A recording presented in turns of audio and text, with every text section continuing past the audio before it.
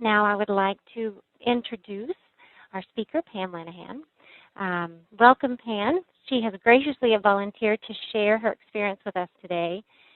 Pam is an experienced strategic consultant who has more than 30 years experience in the corporate, financial communities, as well as an executive in the investment banking communities and as a board member. Pam is currently on the boards of publicly traded Spartech Corporation, American Superconductor, and Monotype Imaging, and privately held the Mentor Network. She also provides advisory services through Ridge Hill Consulting. Pam founded Ridge Hill Consulting to help senior executives and boards of directors define and implement differentiated corporate strategies that create value for investors.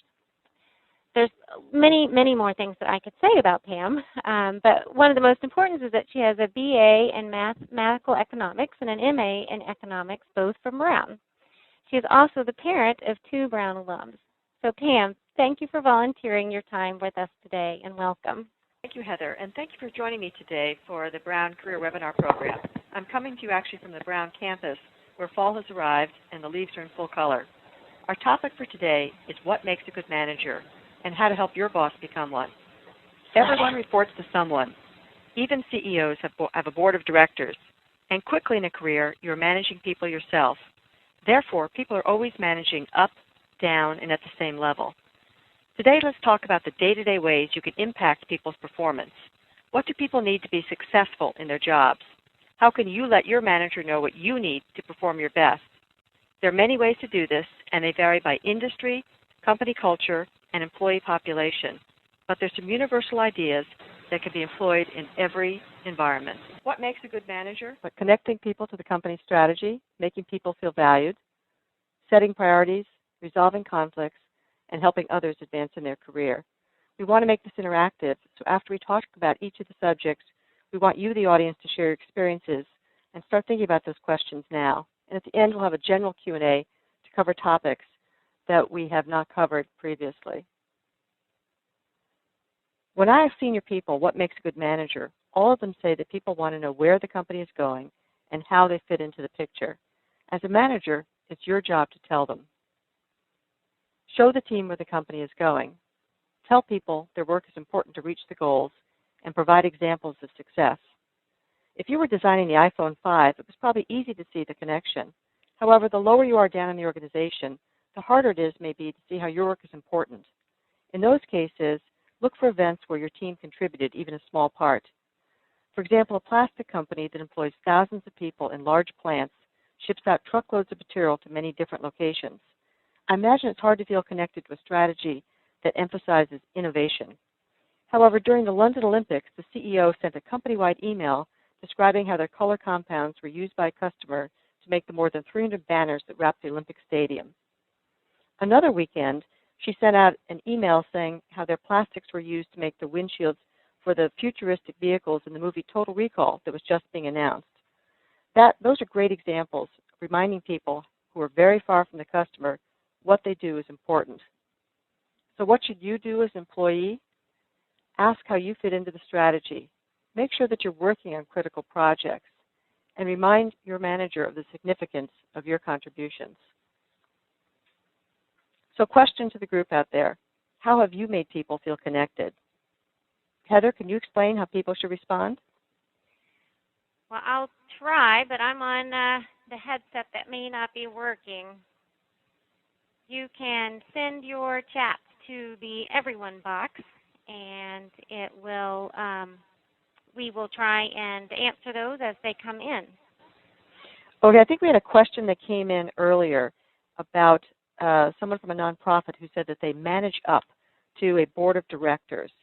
And how do you work with a group that's not entirely familiar with your day-to-day operations? And that was a great question, because as you move up in any organization, it's more likely that you're going to be reporting to someone who has not done your job. And you need to let them know what you do is important. So the best way is to keep your job connected to the strategy. I'm on the board of a not-for-profit called the Center for Women Enterprise that provides courses for entrepreneurs trying to start and grow a business. And our CEO does an excellent job connecting us to the strategy. At the beginning of each board meeting, She starts with an example of a client who has taken a course and describes how it's helped grow the business. We all want to be respected at work, and there are many pieces to this complex equation. As a manager, you need to be sure people realize that you respect their time. Most people have other places to be after work. Even if they love what they're doing, they want to be with family, friends, or even just walking the dog. However, most of the examples I hear are of companies that are misusing people's time. One woman I know got her dream job working for a well-known financial services firm in London, but quit after 3 months. When I asked her why, she said that she would sit around all day doing nothing while the senior people talked, ate lunch, worked out, and finally at the end of the day called in the junior people like her to give them work to be done overnight or on weekends. She felt totally misused since this time crisis was really poor planning on their part rather than client-generated. She didn't even try to change the culture. She just left. Value their intelligence, experience, and opinions. You should always hire people who are smarter than you are, since you can leverage their skills and build a great team. The advertising guru David Ogilvy said, "If each of us hires people who are smaller than we are, we shall become a company of dwarves. But if each of us hires people who are bigger than we are, we shall become a company of giants." He punctuated this when talking by having a set of nesting dolls that he took apart to show a miniature doll, and then rebuilt the set when talking about building a company of giants. It's not only an excellent point, but he certainly had a great way to visually reinforce it. Also, people approach problems from different angles, and they want to be able to solve the problem their way, not to be told exactly what to do. One man I know took over a high-tech plant that was having quality issues, and he started walking the floor, talking and getting to know people, and found many small problems that could easily be fixed. Quality soared, and the plant ended up with one of the highest quality ratings in the company. Someone else may have approached the problem by putting a lot of data into a spreadsheet, but his instinct was that the answer was in people's heads, and he just had to ask. It worked. Realize that each person defines value differently, and you need to figure it out for your team. A teacher I know says she wants her principal to ask about her children, since her family is very important to her. Many engineers believe that they're valued if they get to work on the latest hot projects. And the finance people I know want to check, thank you. As a manager, you need to communicate frequently with your people. Now, what should you do as an employee? Well, you need to use other people's time wisely. You need to speak up. They hired you to talk. They want to know what you're thinking. And tell your manager what motivates you and doesn't. Be a positive force in the workplace. And encourage your colleagues. You want to be, as one person I worked with said, the glue that holds the company together. What are the ways that you've made people feel valued? Send in some of your ideas. And while we're trying to get our technical aspects worked out, I'd like to tell you another little story. I was at a corporation where a small team spent months working on a large acquisition. After it was over, I scheduled a meeting supposedly to discuss our work and see what we could do better. However, when people arrived at what they thought was just another meeting, we put everybody in cars and we headed off to the movie theater to see the latest blockbuster that had just been released. It was a great way to spend an afternoon, much better than in a conference room, and it was a surprise team-building experience. Well, Heather's telling me that there's been a question that's come in about a boss that micromanages, and I understand that this can be thought of as demeaning, but if that happens to you, step back a minute. It could be that the boss really just wants to know what the status of your work more frequently than you're reporting it. It might be someone else on the other side of the table who's insecure and just needs to be sure that the job is getting done because your boss is also being judged on your work. It also could be possible he or she doesn't have confidence in your work. So the best way is to resolve the issue is to talk about it openly. I feel as if we're both trying to do my job and it's not efficient for either one of us. How can I give you more confidence that the work is getting done? Heather's saying that some other ideas that have come in is you send emails to colleagues thanking them for giving them support for work that they've done. That's a great idea. It's good. A lot of times we think that you can only give praise to people who are below you, but in fact, I've heard a lot from bosses that they'd like a thank you sometimes, and I've also heard that from people at the same level, they really appreciate them when they get positive encouragement from their colleagues because they're at the same level and that they know what the issues are that they're facing. So why don't we go on for a minute? We'll try to get some of these more at the end. setting priorities. In most companies, there's more work to do than time to do it. So one of the key roles of management is to help prioritize projects. Tony Blair said, "The art of leadership is saying no, not saying yes. It's easy to say yes."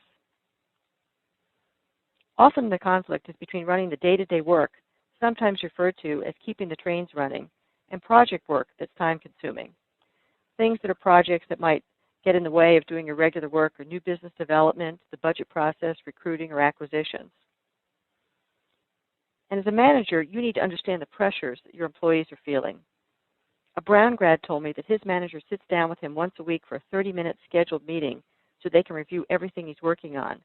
Occasionally, his boss will have him concentrate all of his effort on one issue to meet a deadline, and sometimes even takes away work that can be handled elsewhere.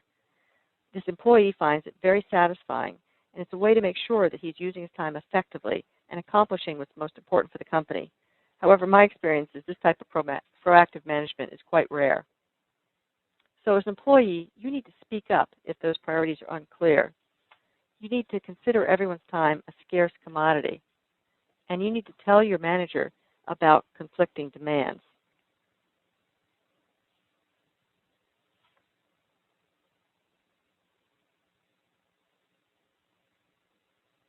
Do you have examples of conflicts that were, I'm sorry? How do you set priorities?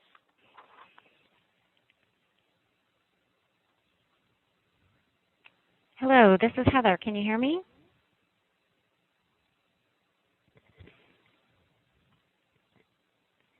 I think we can hear you now, Heather. Oh, While we wait for some of your examples, let me give you one. I had a very smart person who was working for me, but I was getting a lot of complaints that he was holding up work for other departments. When I talked to him about it, it was clear he was working very hard and feeling frustrated that he wasn't fully appreciated. So we agreed that he'd send me an email every Friday about what he'd accomplished that week and his priorities for the next week. This allowed me to see what he'd actually accomplished that week without micromanaging him, as well as make sure he's focused on the key issues for everyone he was working with for the upcoming week. That way, if he got off track, I could help him get back on quickly. Both of us were pleased, and the arrangement worked well for years. Okay, so a question that came in earlier about setting priorities, and again, thank all of you for your patience, is that are there any standard practices that tend to work for balancing the long-term and the day-to-day? Well, what a lot of companies do is this whole problem of you have things that you actually have to do. And I have a finance background, so let me use an example out of that, is that if you're a public company, you know that you have to report your earnings 4 times every year. You have to put together a budget. You have a board of directors you have to report to. If you're on the sales side, you may have goals that you need to set. You may need to have conferences that you're going to. So what a lot of companies do is they put together an annual plan, and it really is a calendar that people can visually see. And you see where the crunch periods are going to be. You see what other things are coming in. So you try to do things as much ahead as you can. The real problem comes is when you have something that's unexpected. If you have, you should be able to, for example, manage your budget, whether you're a nonprofit or you're a Fortune 100 company. You've got to get through that budget process. We all know that. We can plan for it. But if you have an opportunity that comes up, if you have a sales opportunity, if you have an acquisition, for example, in my business that would come up, those things may be unscheduled, and that's where you need to really work on the balance. But I find that if you can look at your annual calendar and work with people and always have it kind of 12 months ahead, that really helps manage the workload. That was really helpful, Pam, because I think that's something a lot of people struggle with. Another question that has come in is, do you have any special tips for dealing with a manager that doesn't necessarily want to hear about your priority conflicts? You know, I get that a lot, and a lot of times people say, gee, I took this job for work-life balance, and I have all the work and none of the balance. So that's a real problem because your boss is being judged on the kind of output from your department. And what I've heard from bosses is that they don't appreciate employees who come to them and say, I have these problems. What they want is they want people who can talk about solutions. So you may be completely overloaded, but you can go in and say, okay, I have these 5 projects I'm supposed to be working on, and this is the amount of work for each of them, and these are the and this is the time frame, and I just don't have enough hours in my day to get this all accomplished. So I would suggest that we either push out Project 4 or we move forward Project 2, or maybe sometimes you need to narrow the scope of some of these things. Sometimes doing a smaller project is better than doing a larger project. So you're going to have to go in with some suggestions rather than some problems, and I think your manager is going to appreciate that more. Another question that came in had to do with this, and also in terms of handling the values. It sort of goes together, values and priorities, in terms of having a boss that micromanages. Do you have any feedback about that? Well, I thought we talked a little bit about micromanaging, and sometimes you need to just confront that directly. So you want to basically talk to the boss about the micromanaging. You might not want to use those exact words. It could be that the person is looking for more detail than you're providing. You might use or suggest the result that I worked with a fellow I found that he did not want to be micromanaged, but he wasn't providing the kind of updates that I wanted, so we agreed to a once-a-week email. That seemed to work for both of us because he worked kind of odd hours. Other people are more interested in sitting down with meetings. So I think what you need to figure out is from them is what are their concerns? Are they concerned about the quality of the work? Do they just need to be updated more often? And see if the two of you can come to some resolution that works for both of you. Great. Well, that seems to be most of the questions on this section. What do you have for us next? So let's go on to resolving conflicts. My experience is that people are generally professional at work, so most of the conflicts are about different opinions on other issues we've been talking about, such as time management and setting priorities.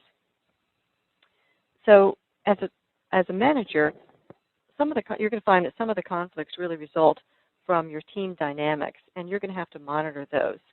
For example, if people are working on a presentation, the person with the style of the last-minute all-nighter and the other person with the style of planning way ahead are going to have a conflict. So as a manager, you need to anticipate this and get the team to agree on and stick to a schedule.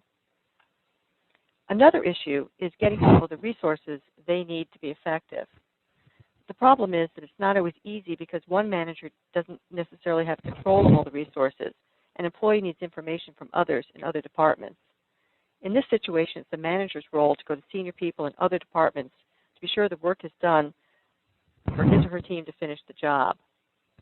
So what should you do as an employee? You need to really resolve those work style differences by openly discussing them. You need to, unfortunately, learn to work with people you don't like. You don't have to marry this person, but you might have to work with them. And you need to discuss your resource constraints before they reach a crisis level so your manager has time to help you. So what examples of conflicts have you seen that were successfully resolved? And while you're waiting for your thoughts, let me give you an example of what employees don't like. One young engineer at a well-known tech company told me that he had a terrible boss and wanted out of his department. When I asked him about the issue, he said his boss was a nice person but let the other departments walk all over his people. The engineer wanted to go to work for another manager who wasn't nearly as nice but helped his people be more effective. He felt his manager was hurting his career opportunity by making him less effective. We've had some great comments here. A couple says it helps to recognize that conflicts can come from everyone really caring. Watch for the times when there's no conflict. May mean no one cares. I think we're getting some good information here, and that's really pulling in a couple of your points all together. Another question that had come in earlier was in terms of resolving conflicts with a difficult employee. Could you talk about that for a few minutes? That's a really tough one, and I think I've come to realize that adults only change the behavior that they want to change, that by the time they get to the workplace, they're pretty much who they are. And so my experience has been it's best to really focus on how their actions impact other people, not the intention. In other words, focus on the what and not the why. And what's worked for me is to ask them how they think the conflict can be resolved. But in the end, we have to realize that this person might not be a good fit for your organization, and if they really disagree with everyone all the time, it just might not be a good fit. So one of the books that we have recommended at the end is Difficult Conversations. We'll talk a little bit more about that, but I suggest that you take a look at that one because it talks about how to deal with people who have very different perspectives. Along those lines, with some of the suggestions you gave for the managers and the employees is, being able to talk about your work style and your motivators. Have you ever used any assessment tools or analysis of work style tools? And maybe throw that out to the audience as well. Is there anyone out there who your company or you personally have used any great analysis, assessment tools, work style tools, team building tools that you want to recommend?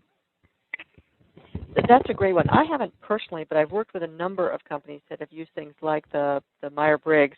And what it really gets people to understand is that if someone is disagreeing with you, they are disagreeing with your idea. They are not expressing a dislike of you as a person.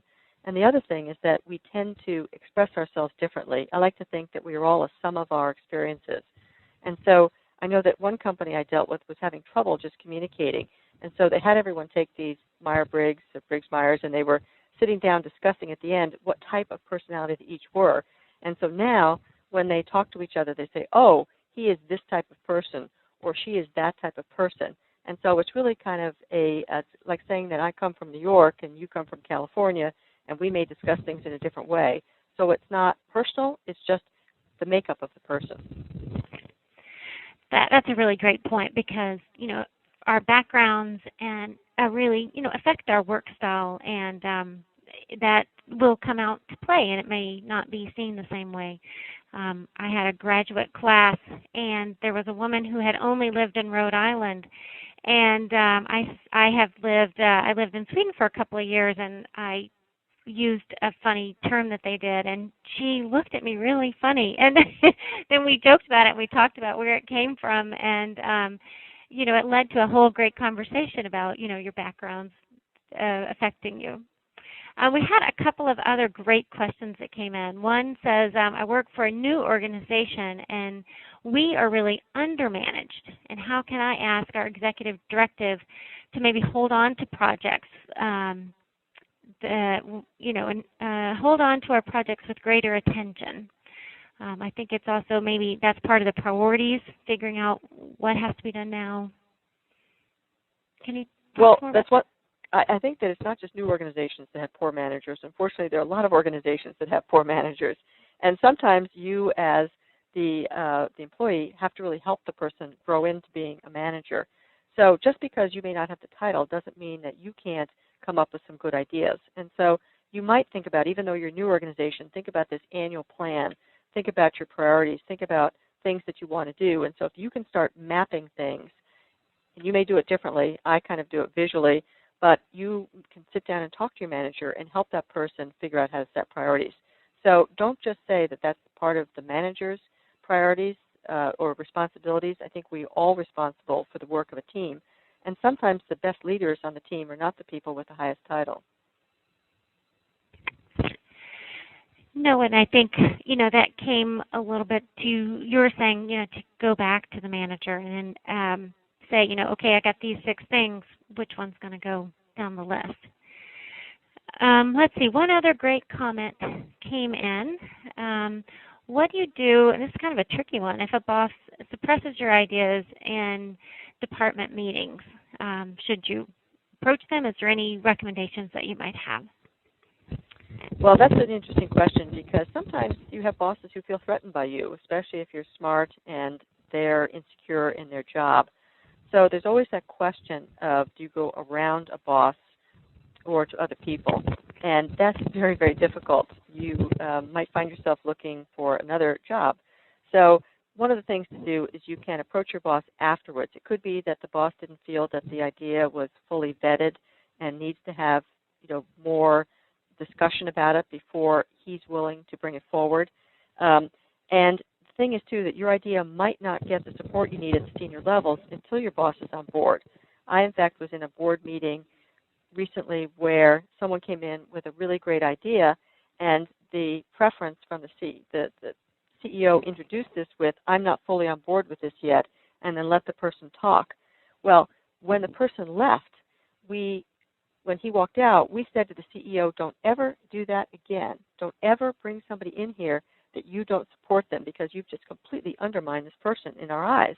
And so the guy said, well, that's a really good lesson that he was learning. And here he was learning this at the CEO level. I hope that your bosses learn this at a more junior level. You really don't want someone to let you put forth your ideas until you have the support. Now, if you have a really great idea and you put it forth again and again, and you have a really good business case and you're still not getting the support you need, then you might think about somebody that you know through your network, somebody at the same or a higher level, and get their ideas not on how to go around your boss, but how you might move this forward in the organization.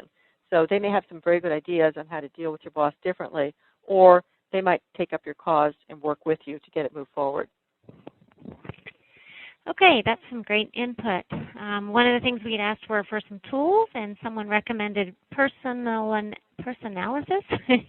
That is a new one for me, so I'm glad to have that information.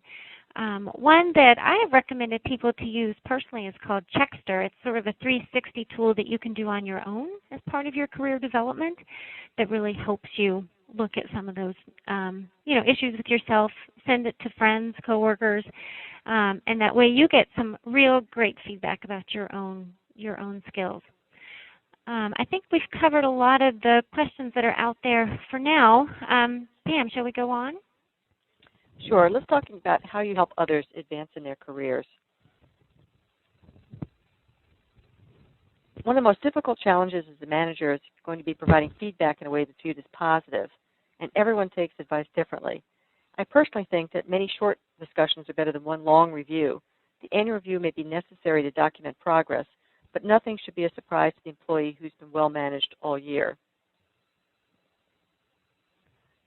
Don't just talk about areas of improvement. Have a plan to fill the gaps. Look for interesting projects where your employees will be exposed to other senior people and learn new skills. Some companies have key performer programs with special training, and you want to see if you can get your employees involved. Look for outside programs or courses that will provide more knowledge in areas of interest, even if it's not related to the person's current job. For example, in Boston, there are a number of universities that run leadership programs, and companies send teams of people from various departments. The purpose is twofold. Attendees learn about such diverse topics as building partnerships with other firms or using social media to attract customers. However, attendees know that the company is investing time and money to give them ideas for their career in the future, and this is a very powerful connection to the company.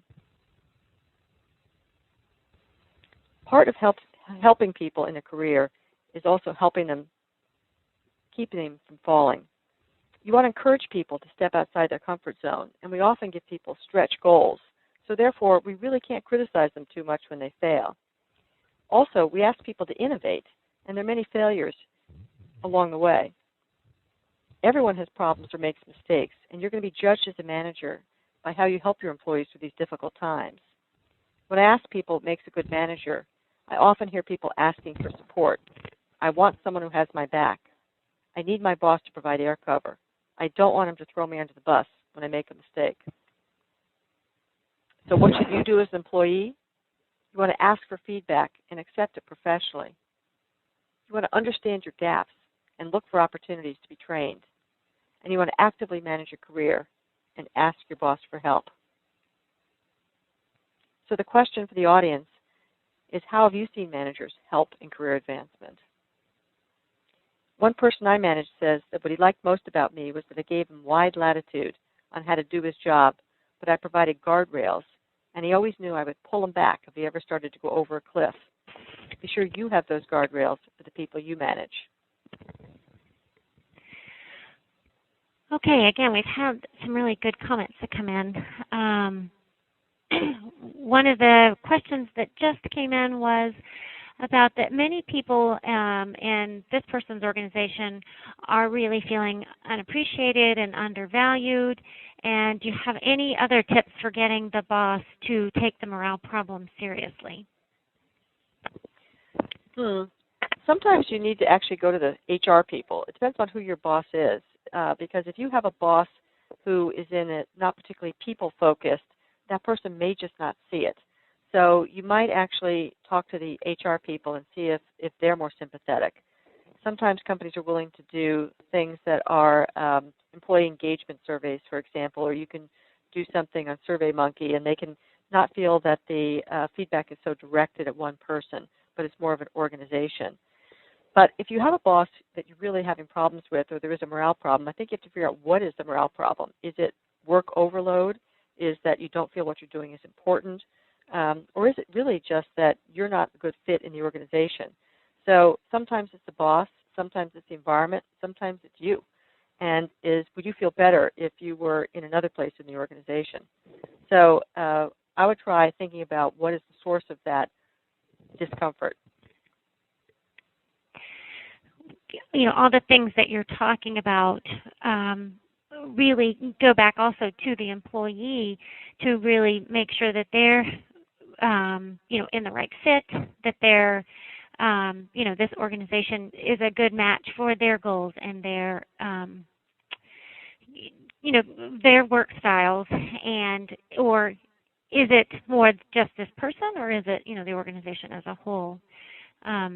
Another question that has come in, and this came in previously, we did have a fair number of questions that people submitted through their registration, which I appreciate. Someone says, you know, how do you ask a manager for a recommendation for a business school or any graduate program, I would imagine, without losing your job?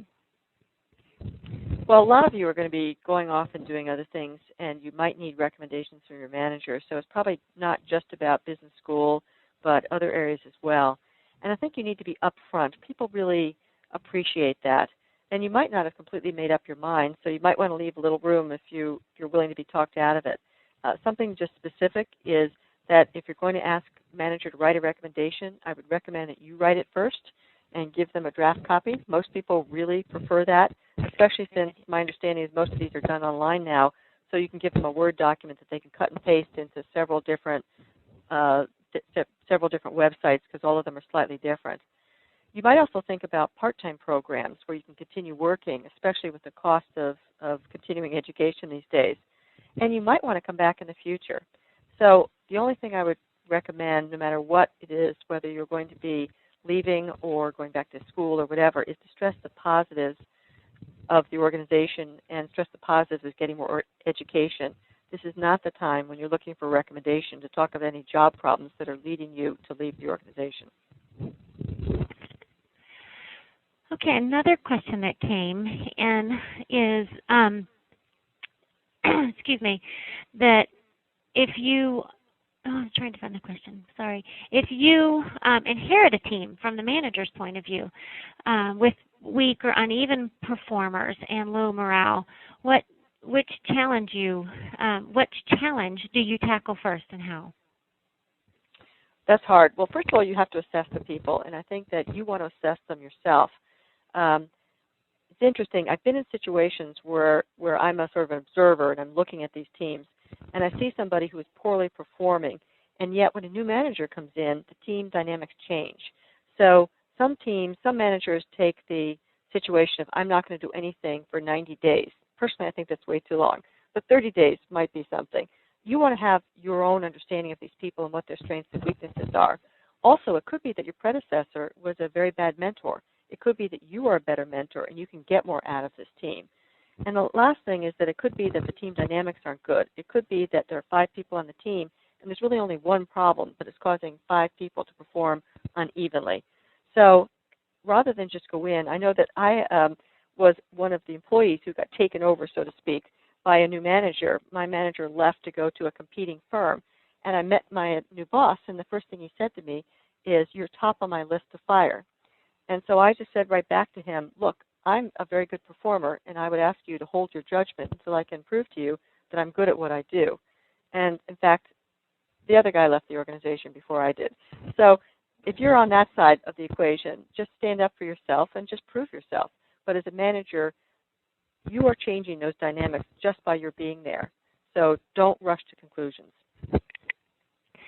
That's a really good point. Someone else wrote in supporting some of your things you were talking about before, talking about being upfront. So we had with the asking for a recommendation. So we had a star who was ready for the next step, didn't want to lose her, so built in a leave of absence opportunity. I think that's great. Great opportunity for people to recognize how to save their talent. Excuse me, another question that came in is, can I provide advice to a senior person in another area who is really not a good communicator? Oh, that sounds tricky. It's very difficult to get advice if it's not your job or someone didn't ask you directly. But if you have to deal with that person and you don't understand what they do, you might want to say something like, I just want to be clear about what you're asking, and then repeat it in your words, which hopefully are better than theirs. But don't jeopardize your career by trying to fix everyone. It's not going to be appreciated. Okay, and one other question that came in is, can you give advice on how to have effective performance discussions? And I know you've talked a little bit about this, but if you could add a few more tips. Well, I think you want to focus on the positive. My experience is that people are always going to hear you better if you have positive things to say. And that, as we talked about before, I'm a big advocate of giving frequent small doses because they're less stressful to everybody. And another phrase that I've heard, and I have found it to be very effective, is what should this person do more of and what should this person do less of? Because what you're really trying to do is you're trying to impact how they spend their time. And as we talked about before, you want to really focus on the behavior. You're really not trying to remake this person because at the time they get to your organization, they have whatever personality they're going to have. Okay, that's great. I just was reading one other question that came in. I want us to move on, but I thought we should get to this question because it's from a little different perspective. Someone who works in a more of an academic research field where employees are expected to leave after a relatively short period of time wants to know a little bit how to balance helping them advance their careers, which may or may not be with the current area, current people, and at the same time helping to ensure productivity in their current projects. Right. That's a really good question because in a lot of organizations, people turn over very quickly. And so in some ways, as managers, you're really not incented to spend your time. And frankly, a lot of people think that mentoring time is personal time because you need to get your job done as well. So it's kind of a balance. So some of it is altruistic, but some of it is also knowing that we're all interconnected and you're going to run into this person again. So it is that balance of you need to get the work done and you want to help them do things, but at the same time, you want to give them that support because you actually may be working for that person one day. We all think that things are linear, but they're not. And so if you just take the idea that you're going to help people along the way as much as you can, my experience is that it just comes back to help you down the road. It's not always professionally, at least personally. You know you've done the right thing. Okay, great. I think I have a couple of more slides that I would like for us to be able to get to. Okay. What I'd like to do is just give you a couple of takeaways. And before we get to the general Q&A, I'd like to give you a list of 3 things to do, both in your role as a manager and as an employee. So as a manager, you want to understand what motivates your employees. You want to schedule frequent one-on-one feedback. And you want to plan regular development conversations. As an employee, you want to understand what motivates your boss and colleagues. You want to seek feedback often, and you want to find a new project to expand your skills. So we'd like to turn to general question discussion, although you certainly sent a lot of great ones in already. Okay, as we're sort of thinking how to bring it all together and, take away some of your general, we do have a few more specifics that are coming back in. One person's asking if you can go back to the takeaway slide. Can you back up to that, Pam? Oh, I'm sorry. I was too fast on that. Okay, and then another question came in, and this is really great because through a lot of the webinars, I get a lot of questions from people with more specific questions with dealing with a manager, and it's one of the reasons I was so glad to have Pam today because she's really good at answering all of these, and I feel like now I'm able to meet some of these needs. So what should you do with a manager who maybe favors a specific employee in a small organization? It sounds like maybe there's, a friendship. or prioritizes their work over others?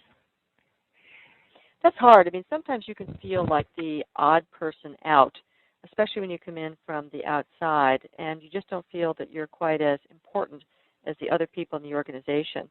And sometimes people don't recognize that. So you can, I think often I find that it is a way to, you're never going to necessarily replace that person, but you want to do is become on an equal footing. Your relationship may be different. I mean, anyone, I'm sitting here at Heather's desk looking at her 4 beautiful children, and I think any parent knows that you love your children equally, but you may treat them differently. And in some ways, our work relationships are like a family. So what you might do is go to your boss and say, I worry that you're taking more of the ideas of one of my coworkers. And you want to be sure, it could be that this person has more experience. It could be that the boss just has a similar thinking about the way of looking at the world as this person. So you really want to find out whether this is just something that you can look at from a work perspective and see if you can express yourself differently to get yourself heard more, or whether this is just the two people think more alike. I wouldn't take it personally. I think that we all do have different styles, but you want them to hear you that you don't think that you're being taken seriously. Okay, so another question that came in, and this one had come in earlier through our emails. I'm interested in distributed leadership. How do you build a buy-in around a common vision? Well, if I understand the question, it sounds like it's a team-focused culture rather than a hierarchical one. And consensus sometimes is hard to build, and you have to really focus on what do you agree on and what are the differences, and can you agree to disagree on some point.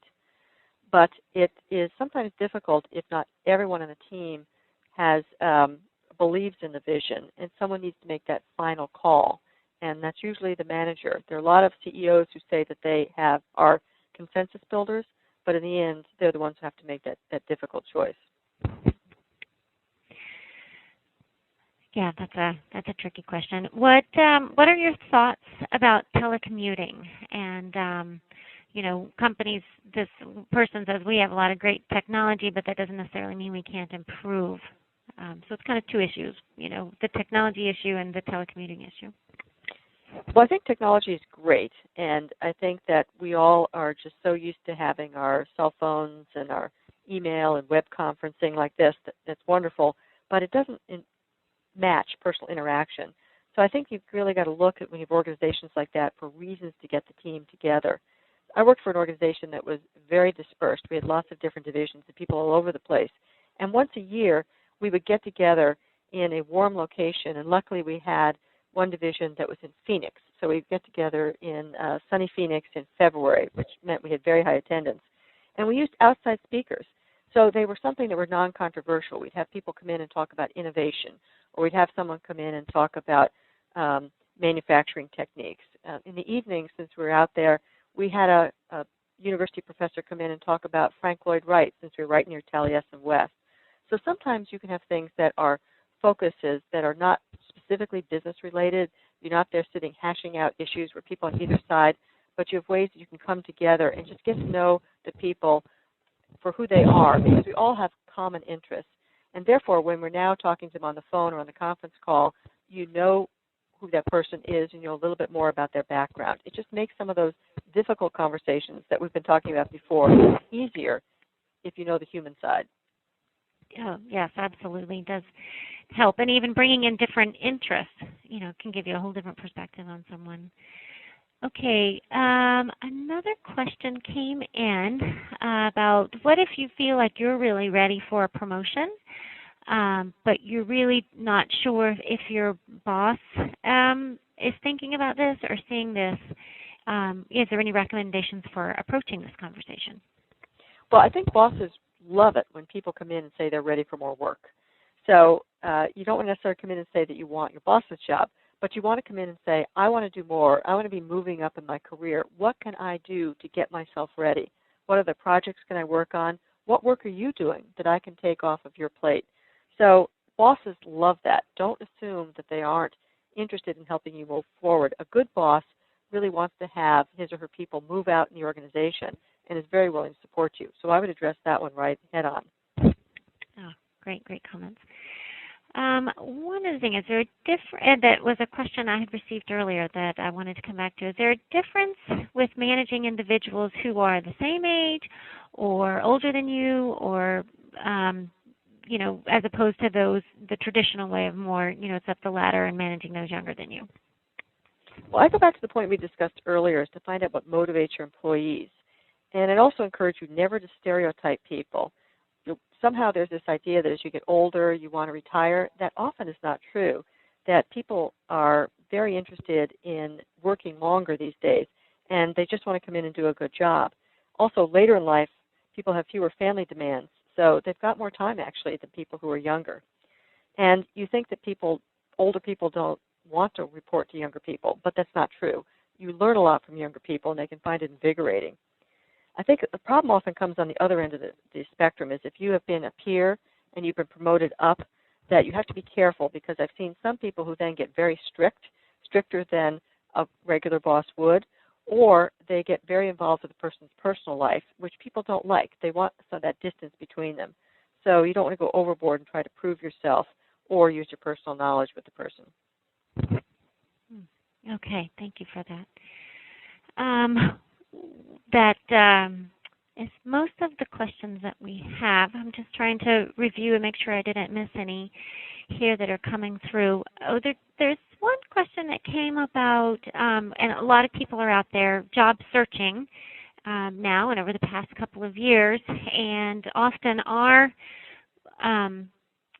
either the same age or older, perhaps, than the person that they're interviewing with, and that could be a little threatening to the hiring manager. So would you have any recommendations to someone who might be interviewing with someone who they might actually have more experience than the hiring manager? Right. I think that you have to, that's something that we're seeing more and more these days.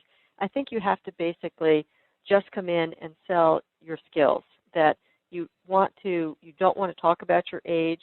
You want to be sure that you're up on technology. You want to be sure that you can speak to them in the same language. And I wouldn't raise the subject necessarily. I think you can talk about what your skills are and how you can solve the job now. I know that I have the opportunity to be sort of the second review on a number of job openings at some of the companies where I'm on boards, and I'm actually have a number of situations where the people we're hiring are younger than the people that they're reporting to, and everyone is pretty comfortable with that. So there may be that little discomfort that you feel for the person on the other side of the desk, but that person has a problem. If you're available, you're good at what you do, and you can solve their problem, that's all they're looking for. So focus on how you can help them. Oh, great information. Well, I feel like, Pam, you've given us a lot of wonderful information here. We've gotten to a lot of questions. Usually one of the things people want is to have some resources, and I'm wondering if you can take a minute and talk a little bit about some of the resources that we have. Great. Heather asked me to give you some other ideas of things to read. There's a book called Being the Boss, The 3 Imperatives to Becoming a Great Leader. It's written by Linda Hill, who's up at the Harvard Business School. She's a very impressive woman, and Kent Lineback, who's out of the business world. Then there's another book that I just love, very small book, but out of the Harvard Negotiation Project, called Difficult Conversations, How to Discuss What Matters Most. And this is one of the many books that's come out of Getting to Yes, but it talks about everything from how to deal with problems in the Middle East, to how to deal with your boss, to how to deal with your mother-in-law. Another book that I wrote a while ago, but is still available on Amazon, What You Don't Know and Your Boss Won't Tell You, and that is really more for people kind of in the first 10 years of their career. And then a great article from Deborah Tannen. We all talk about Deborah Tannen. She's the woman who's written on gender, but she has a great 12-page article on the Harvard Business Review called Power of Talk, Who Gets Heard and Why.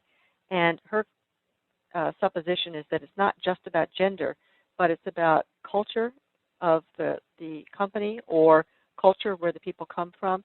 And it's even as much as area of the country. She talks about someone from Texas who had been a great performer, but when they moved to New York had a hard time adjusting to the fast-talking style that people have in New York City.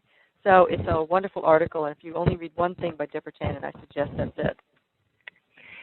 Pam, these are some great resources, and I really appreciate you sharing those with us, as well as so much of the information you've given us today. We recognize that we've probably only scratched the surface. I also want to thank all of you for your patience with my technical difficulty, and especially to Pam, who had to jump up and run across the room.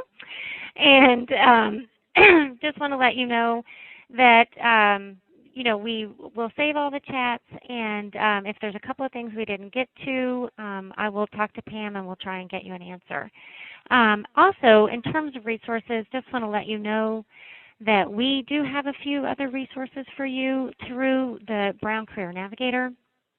This is our online set of resources for you that really cover the 4 main career development components, being assessment, where we have our executive coaching program, and which sort of launched this webinar program. And it's a way to take some deeper dive into your assessment issues, or just general career development, or, all these difficulties with, okay, I'm really ready to take another step, or maybe my career path needs to go in a sideways direction, like the Lattice books written by Joanne Culver. So things are available for you there. We also have a tool called Focus that is an assessment tool. It's really great for goal setting. A second part of development would be your researching companies, industries, any sort of places where you want to live, and there's a lot of resources for that within the career search tool. We have our job board, which is started as an alumni to alumni job board, and then a lot of employers wanted to get on that wagon, and so ones that have been recruiting or are actively really searching for somebody of the caliber of a Brown alumni are posting jobs there. The great thing to know about it is, we try and list an alumni contact if we have one, and even after the jobs are gone, the employer listing is still there. And last thing I want to just note about the job board, and this is my baby, so I push it a little bit more, but is that you can set up search agents to receive weekly updates so you don't have to keep going back in. And we do also post a lot of the jobs on our Twitter account, so that's a nice way to follow up. And the last step, which is often the one talked about, is networking. And we have a personal in-house network that Brown has set up for you called BrewNet. And this is where active Brown alums have said, yes, I am here, I am a resource, I'm willing to talk to people.